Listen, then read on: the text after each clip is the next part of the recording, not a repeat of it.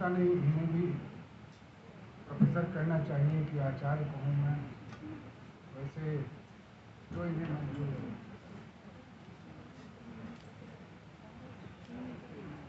दीप्ति जी, Sandhya ji, Neeraj ji, professor Awadhesh प्रधान जी और श्रीमती त्रिपाठी जी और मित्रों, छात्रों और छात्राओं, अभी आपने जो वक्तव्य सुना उसे मैं भी समझने की कोशिश कर रहा हूँ। त्रिपाठी जी का अध्ययन इतना गहरा है और इतना विस्तृत है कि मैं बहुत कुछ मौके मौके पर अपने को संपन्न करता रहता हूँ उससे। क्योंकि हम लोगों का लगभग रोज का मिलना जुलना तो नहीं, लेकिन बातचीत तो लगभग, अगर मैं भूल भी गया हूँ तो उनका फ़ोन तो आ ही जाता है। सप्ताह में 8-10 दिन में हम लोग मिल भी लेते हैं एक दूसरे के घर जाकर।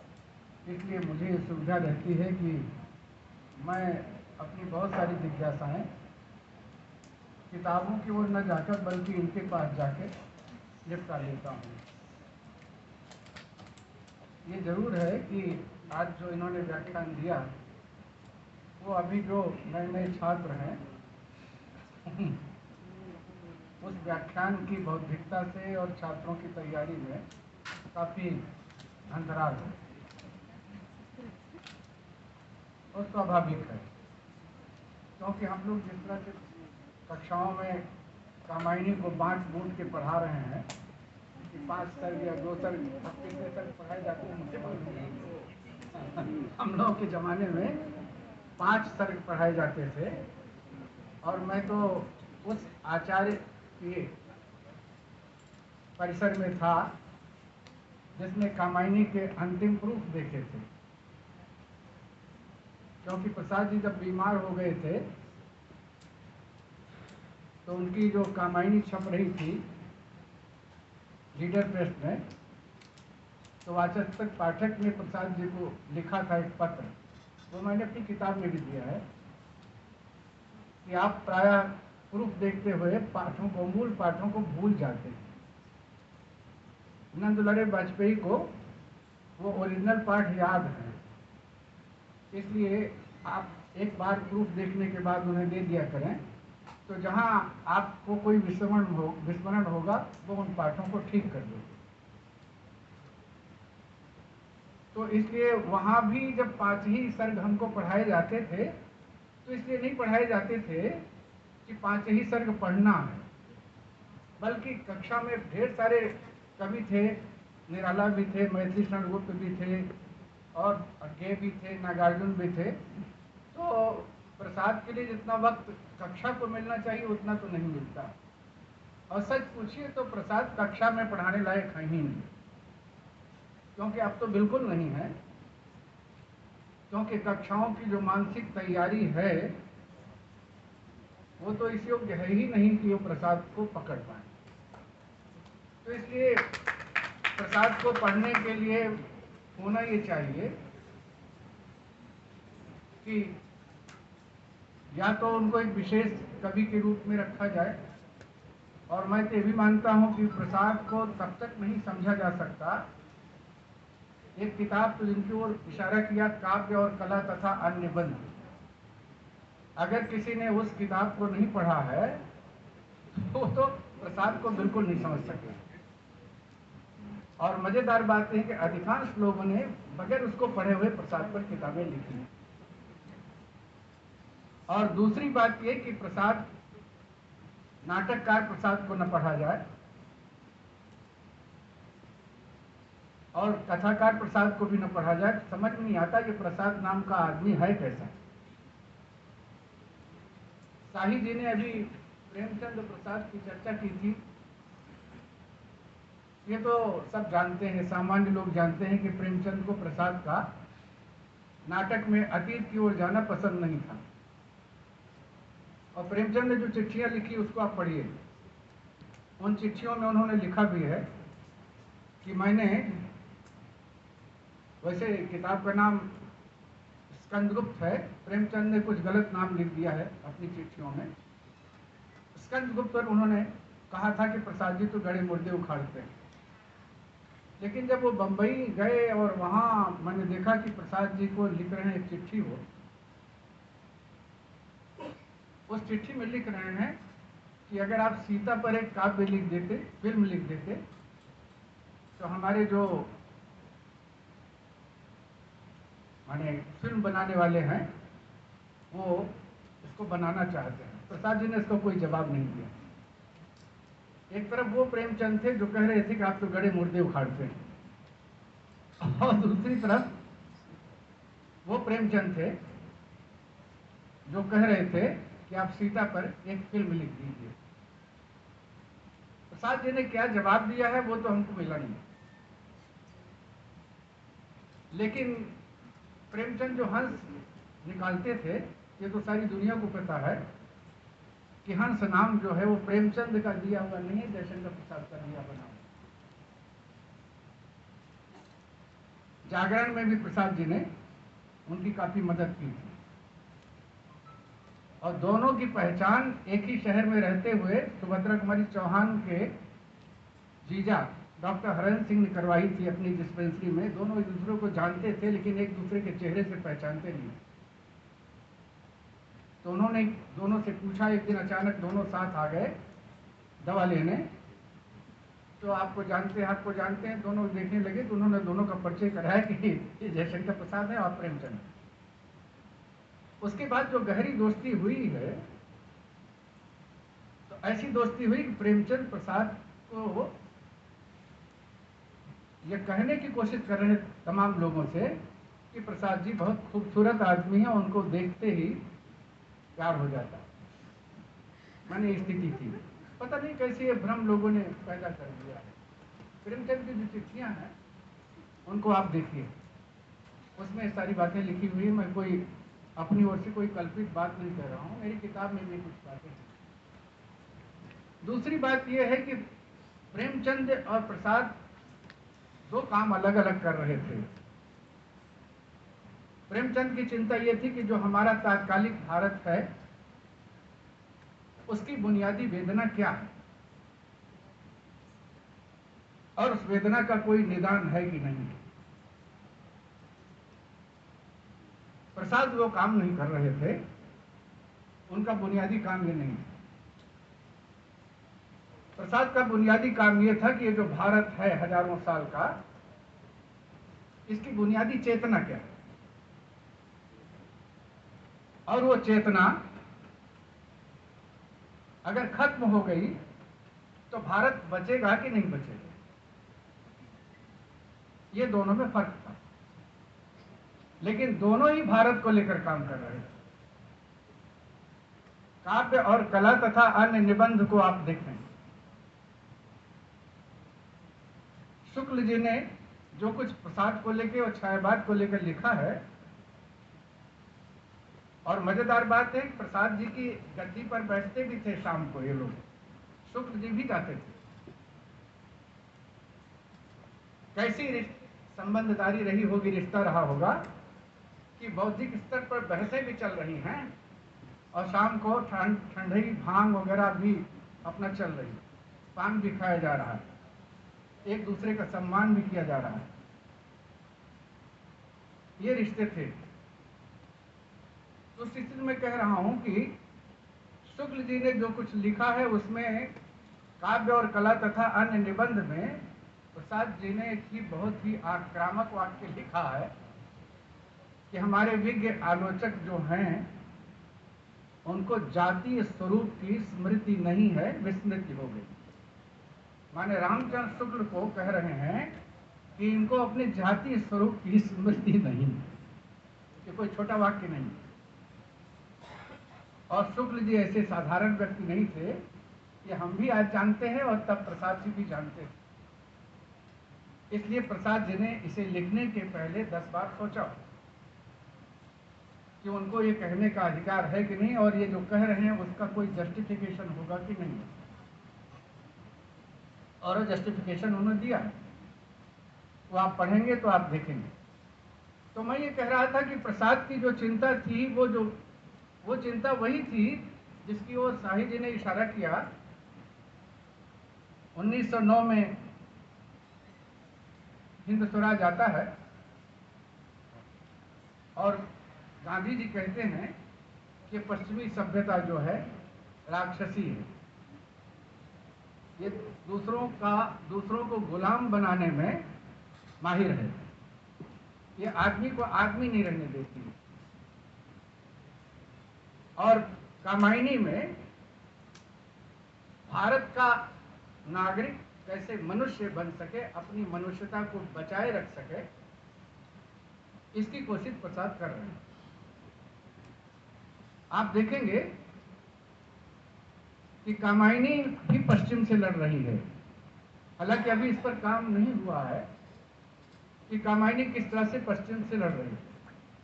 कुबेरनाथ राय जी ने एक पुस्तक लिखी है छोटी सी, मणिपुतुल के नाम पत्र, आप उसको जरूर पढ़ें।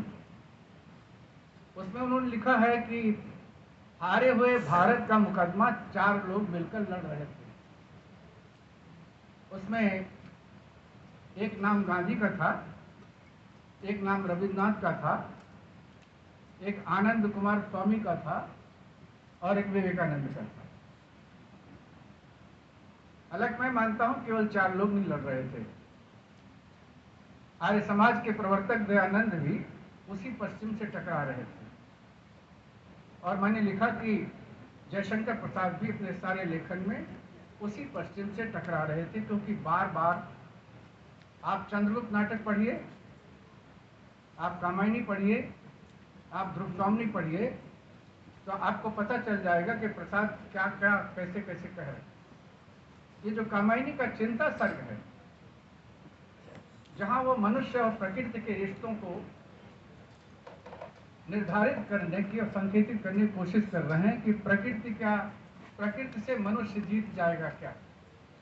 अभी गुजरात में जो हुआ है, उसके पहले बंगाल में जो कुछ हुआ है, और ये तो अब बताने की जरूरत हम लोगों को अपने आप को नहीं है कि जिस दिन प्रकृति ठान ले उस दिन सारी टेक्नोलॉजी और सारा विज्ञान उसके सामने कितना बचेगा कहा नहीं जा सकता। इसलिए प्रसाद ने कहा कि प्रकृति को जीतने की कोशिश मत करो, उसको समझने और उससे संबंध को तय करने की कोशिश करो। इसलिए उन्होंने वाक्य लिखा कि प्रकृति रही दुर्देव, पराजित हम सब थे भूले बदले। हमने अपने बोध को, अपनी जाति बोध को, क्योंकि वेदों में आप देखें, उपनिषदों में आप देखें, बाद में ही चले जो धर्म में रूपांतरित हुआ, सारे प्रकृति की शक्तियां देवताओं के रूप में मान ली गई। पीपल का वृक्ष, बरगद का वृक्ष तक तो देवता मान लिया गया। तो उस स्थिति में मैं कह रहा हूं कि प्रसाद वहां बता रहे हैं कि अपनी जीवन दृष्टि बदलो, अपनी चेतना बदलो। इसलिए कामायनी जो है एक प्रकार से चेतना को रास्ते पर लाने की कोशिश है। वो भटकाव पे, जो भारत भटकाव पर चला गया है, उसको रास्ते पर लाने की कोशिश। दूसरी बात जो वेदों में कही जाती है, सत और रित की सारी व्यवस्था जो है ब्रह्मांड की, वो ब्रह्मांड की व्यवस्था क्या है, और समाज की व्यवस्था भी उसी ब्रह्मांड की व्यवस्था के अनुरूप होना चाहिए। अगर समाज ब्रह्मांड की व्यवस्था के अनुरूप नहीं चलता है तो समाज जो है विध्वंस की ओर जाएगा, उससे बचा नहीं जा सकता। इसलिए कामायनी ये दूसरा संकेत भी करती है कि सारे के सारे जो संबंध हैं प्रकृति से, विज्ञान से, धर्म से, राजनीति से, इनसे हमारा रिश्ता कैसे होना चाहिए, ये भी कामायनी तय करती है, जिसकी ओर अभी त्रिपाठी जी इशारा कर रहे थे। चेतना का सुंदर इतिहास, अखिल मानव भावों का सत्य।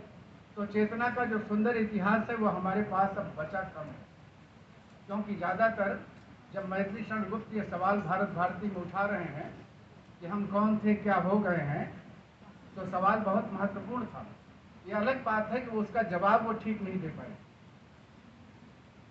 क्योंकि सवाल तो उन्होंने ठीक उठाया, लेकिन हम समझते हैं कभी कभी सवाल उठाना भी, सटीक और ठीक सवाल उठाना भी बहुत बड़ा काम करना है। क्योंकि अगर सवाल ठीक उठा दिया गया तो कोई न कोई आएगा, वो उसका जवाब देगा। मैत्री शरण गुप्त ने जो सवाल उठाया था उसका सही जवाब मैत्री शरण गुप्त नहीं दे सके भारत भारती, लेकिन जयशंकर प्रसाद ने उसका सही जवाब कहा। तीसरी बात यह कि जिसकी ओर इशारा किया शाही जी ने, त्रिपाठी जी ने भी इशारा किया कि आखिर ये विज्ञान में और धर्म में या हृदय और बुद्धि में क्या रिश्ता है। मैं जब अपनी किताब लिख रहा था तो मैंने देखा कि प्रसाद रामचंद्र शुक्ल के चिंतामणि भाग 1 के सर्गों निबंधों के नाम आप देखिए, श्रद्धा भक्ति, ईर्ष्या, लोभ और प्रीति, और कामायनी के सर्गों के नाम देखिए। मेरा एक पूरा चैप्टर है रामचंद्र शुक्ल और जयशंकर प्रसाद। तो मैंने देखा कि दोनों बिल्कुल एक ही जगह से प्रस्थान कर रहे हैं, लेकिन दोनों के गंतव्य जो हैं वो अपने अपने ढंग से हैं।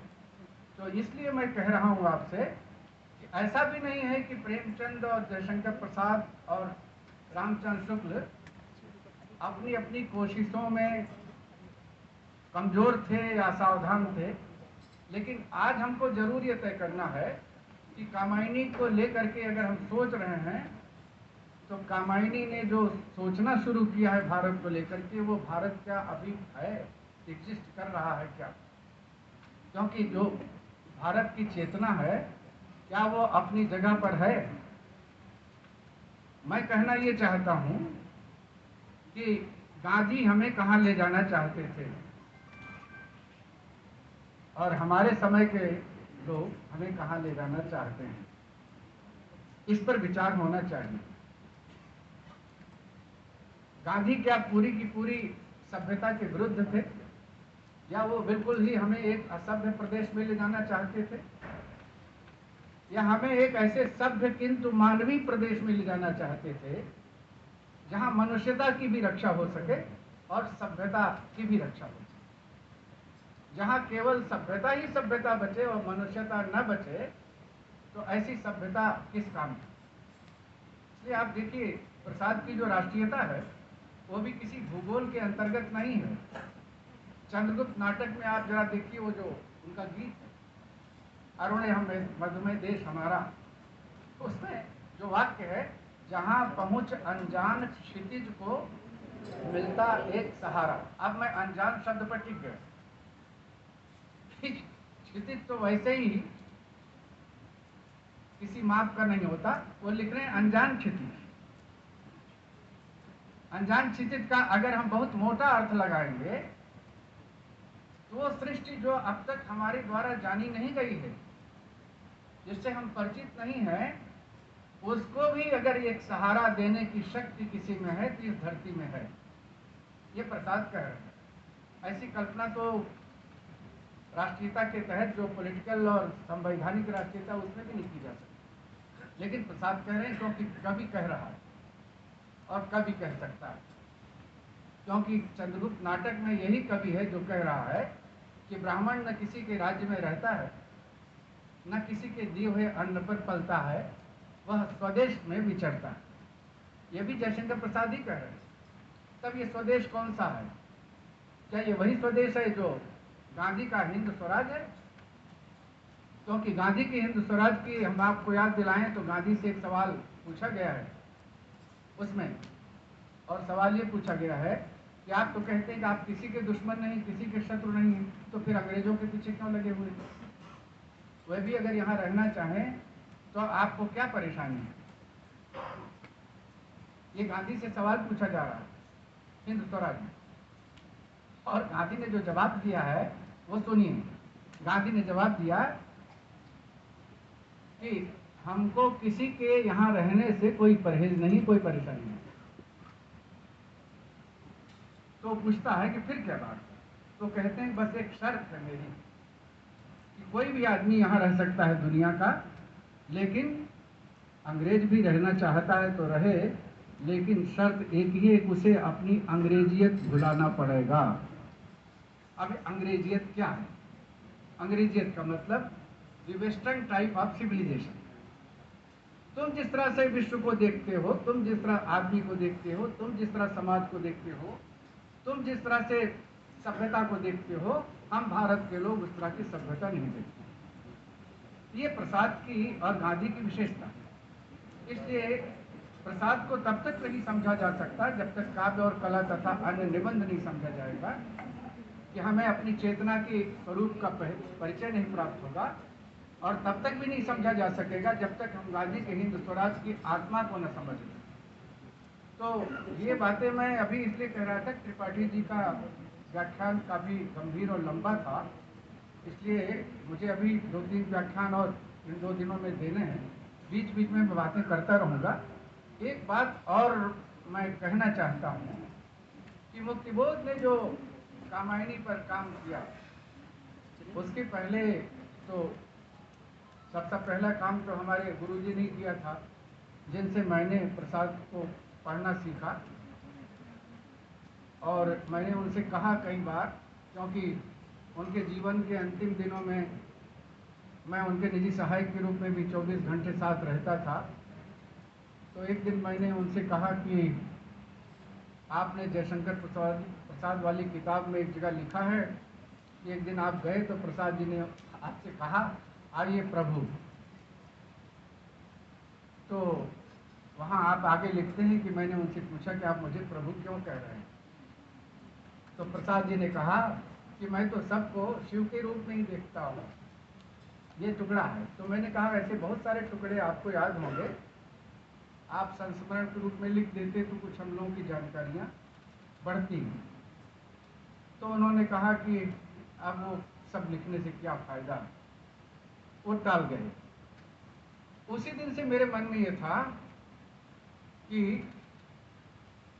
बहुत कुछ ऐसा है जिसे अभी प्रसाद जी को लेकर के डिस्कवर करना है।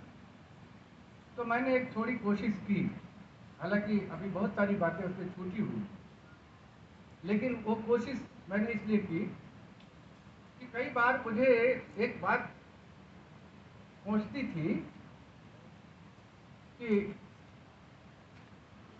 जो व्यक्ति प्रसाद को अपना अगुआ मानता था, उसका नाम था निराला। और निराला की चर्चा इतनी हो रही है, लेकिन प्रसाद जैसा बहुत ही मेजर पोएट अनदेखा सा रहा जा रहा है। केवल 2-3 लोगों ने काम किया। वाजपेयी जी ने किया क्योंकि उनकी जिम्मेदारी थी, उन्होंने प्रसाद जी को कह रखा था कि मैं कामायनी पर लिखूंगा। और दूसरा काम मुक्तिबोध ने किया, और उसमें 2 ही लोग निशाने पर हैं, जयशंकर प्रसाद और नंदुलारे वाजपेयी। 2 ही लोग निशाने पर हैं, तीसरे का किसी का नाम नहीं। और एक थोड़ा बहुत बीच बीच में रामविलास शर्मा जी ने किया है, निराला की साहित्य साधना। इन किताबों को देखते हुए मुझे लग रहा था कि प्रसाद जी में ऐसी क्या खास बात है और ऐसी क्या कमी है कि उनकी चर्चा जरा कम की जाती है, और वो केवल इतना कह दिया जाता है तो प्रेम और सौंदर्य की कमी। तो क्या ये कहने से प्रसाद जी के साथ न्याय होता है क्या? जो आदमी चंद्रगुप्त नाटक लिख रहा है, स्कंदगुप्त नाटक लिख रहा है, जो आदमी ध्रुवस्वामी जैसा नाटक लिख रहा है, और जो आदमी इतना ज्यादा यथार्थवादी है, मैंने चंद्रगुप्त नाटक में सुहासिनी और कार्नेलिया की बातचीत आप पढ़ें, खासतौर से महिलाओं को जरूर पढ़ना चाहिए, लड़कियों को जरूर पढ़ना चाहिए। वहाँ प्रसाद जी ने कार्नेलिया के मुंह से कहलवाया है कि विवाहिता स्त्रियों को तुम क्या समझती हो। तो प्रसाद जी लिखते हैं कि धनियों के आमोद का कटा छटा शोभा वृक्ष, जरा से कोई डाली स्वेच्छा से बड़ी नहीं कि कुतर दी गई। ये विवाहित स्त्रियों के लिए प्रसाद जी ने लिखा। तो आप ये सोचिए कि प्रसाद की दृष्टि कहाँ कहाँ कितनी यथार्थवादी। तो उस स्थिति में मैं ये कह रहा हूँ कि मेरे मन में ये बात थी कि मैं जरा इनको देखूं। जो सबसे ज्यादा मुझे खास बात लगी, जहां निराला चूके, और वो चूकना क्यों हुआ मैं नहीं समझ सकता। जैसे राम की शक्ति पूजा निराला की बहुत बड़ी कविता है और वो हिंदी की बहुत बड़ी कविता है, और वहां निराला अंतिम टुकड़े में एक ऐसा मैंने कल्पना जगत खड़ा कर रहे हैं जिस पर मेरा विश्वास नहीं है। जिसके पास जरा भी रैशनल हो माइंड होगा वो अचानक, क्योंकि राम की शक्ति पूजा के पहले और बाद में देवी को प्रकट होते तो मैंने बंगाल में भी नहीं देखा कि दुर्गा पूजा में 8वें रोज देवी प्रकट हो जाती है, लेकिन कविता में तो होती है।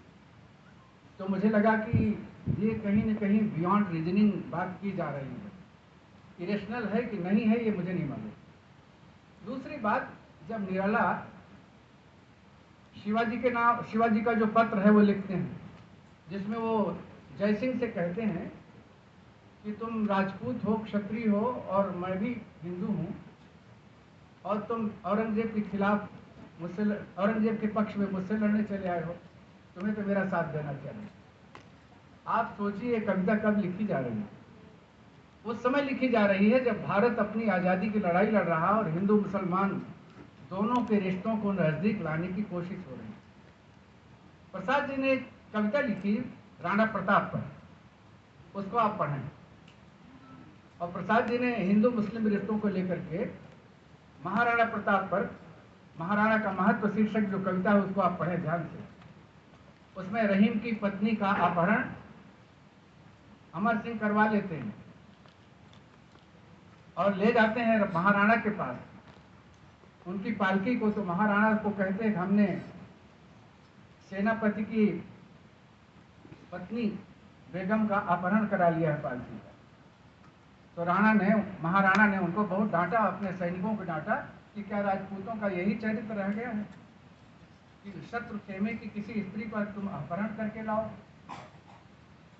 और क्या ये हमें सिखाया गया है? और महाराणा कहते हैं अपने पुत्र से और अपने सेनाध्यक्ष से कि इस पालकी को ससम्मान इसके शिविर में सुरक्षित ले जाके पहुंचा करके आओ। और वो जो महिला है रहीम की पत्नी, उसका नाम है महाबानू। उस कविता में नाम नहीं है, लेकिन रहीम पर पढ़ते हुए मैंने फिर पता लगाया तो उसका नाम है महाबानू। और वो लड़की है जिसकी माँ का दूध अकबर ने पिया था, मतलब एक प्रकार से अकबर की बहन है वो रहीम की पत्नी। उस स्थिति में वो जाकर के रहीम से कहती है कि तुम किस आदमी से लड़ रहे हो? वो तो किसी भी इंसान से बेहतर इंसान है और तुम मुझसे लड़ रहे हो। और वो कहती है कि युद्ध छोड़ दो और कोई बहाने से यहाँ से निकल जाओ, लेकिन उससे मत लड़ो। अंत में प्रसाद जी उस कविता में यही लिखते हैं कि वो दरबार में जाते हैं और कहते हैं मेरी तबीयत खराब है, मैं अस्वस्थ हूँ, इसलिए सेनापतित्व करने में अक्षम हूँ। और होता यह है कि अकबर जैसा महान व्यक्ति, असाधारण चेतना संपन्न व्यक्ति, वो कहता है तुम तो सीधी सीधे बात बताओ, तुम कहना क्या चाहते हो? तो कहते हैं कि राणा ने आपका कभी आपके ऊपर हमला नहीं किया, छोटा सा राज्य लेके बैठा है, अब अगर वो थोड़ा अपनी चेतना में, अपने स्वाधीनता में रहना चाहता है तो उससे मुगल साम्राज्य का क्या बिगड़ता है? प्रसाद इस तरह से हिंदू मुस्लिम रिश्तों को रखते हैं। तो मुझे लगा कि प्रसाद इतने अलर्ट हैं, हिस्टोरिकली पॉलिटिकली करेक्ट हैं, और निराला इतनी बड़ी प्रतिभा के बावजूद कैसे वो पॉलिटिकली इनकरेक्ट होते हैं। मेरे मन में ये बात भी थी। तो ये सब चीज़ें थी, कुछ बातें मैंने आपसे कही और कुछ बातें अभी 2-3 व्याख्यान मुझे और देने हैं, मैं कहूँगा। लेकिन मेरा ये कहना है कि प्रसाद को बार बार पढ़े जाने की जरूरत इसलिए है कि बड़ी कृतियाँ बार बार व्याख्या की मांग करती। 20-22 साल पढ़ाने के बाद मुझे अचानक एक दिन कक्षा में लगा प्रधान जी कि मैंने तो कामायनी को ठीक से पढ़ाया ही नहीं। क्योंकि मैंने तो सिर्फ व्याख्या की, अर्थ बता दिया। लेकिन मैं आप लोगों से कहना चाहता हूं कि कोई लेखक किसी कक्षा में पढ़ाने और चरित्र चित्रण और भाषा शैली के लिए नहीं लिखता। वो अपनी किसी गहरे अनुभव की प्रेरणा से, अपनी किसी पीड़ा से, वेदना से, संवेदना से प्रेरित होकर लिखता है। और हम अध्यापक लोग और हम छात्र लोग कुल मिला करके उसको परीक्षा के सवालों में निर्धारित और सीमित कर देते हैं। परिणाम ये होता है उसकी रोज रोज हत्या करते। कभी ये नहीं सोचते कि प्रसाद ने लिखा क्यों होगा, प्रेमचंद ने गोदान लिखा क्यों होगा, आखिर ये कफन कहानी किस पीड़ा से लिखी गई होगी, उसकी संवेदना कहाँ से आई होगी, वह उसके अनुभव कहाँ से आए होंगे। इसको हम अध्यापक को नहीं पूछते और न पढ़ाते।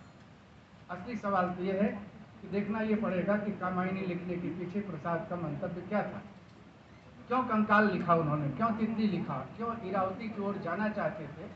त्रिपाठी जी ने एक वो इशारा किया गहरे आनंदवाद की बात।